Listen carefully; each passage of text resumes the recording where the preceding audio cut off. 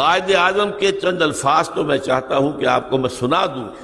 T B کے جب مریض تھے اور آخری دن تھے زندگی کے، اور جو ٹی بی کے امراض کے اسپیشلسٹ تھے پروفیسر ریاض علی شاہ، انہوں نے پھر ایک اپنے انٹرویو کے اندر بتایا کہ اس وقت کے حالات کیا تھے۔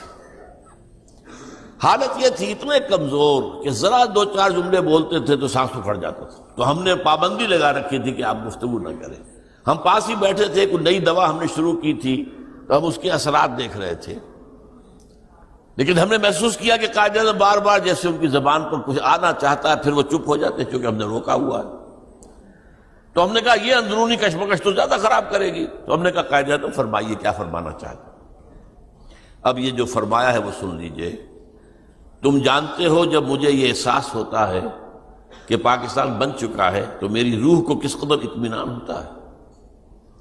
یہ مشکل کام تھا اور میں اکیلا اسے کبھی نہیں کر سکتا تھا۔ میرا ایمان ہے کہ یہ رسول خدا صلی اللہ علیہ وسلم کا روحانی فیض ہے کہ پاکستان وجود میں آیا۔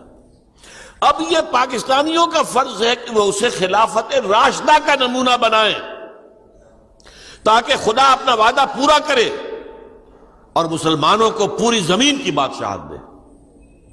میں حیران ہوتا ہوں کہ قائد اعظم کے علم میں وہ احادیث تھیں جن میں حضور نے خبر دی ہے کہ قیامت سے قبل پوری دنیا میں اسلام کا نظام قائم ہوگا، اور بھی دور فلک ہیں ابھی آنے والے، ناز اتنا نہ کریں ہم کو ستانے والے۔ tables will be turned، اور غلبہ بالآخر اسلام کا ہوگا، اور اسی غلبے کا نقطہ آغاز پاکستان شمار ہوگا تاریخ کے اندر۔ چمن کے مالی اگر بنا لے موافق اپنا شعار، اب بھی چمن میں آ سکتی ہے پلٹ کر چمن سے روٹھی بہار اب بھی۔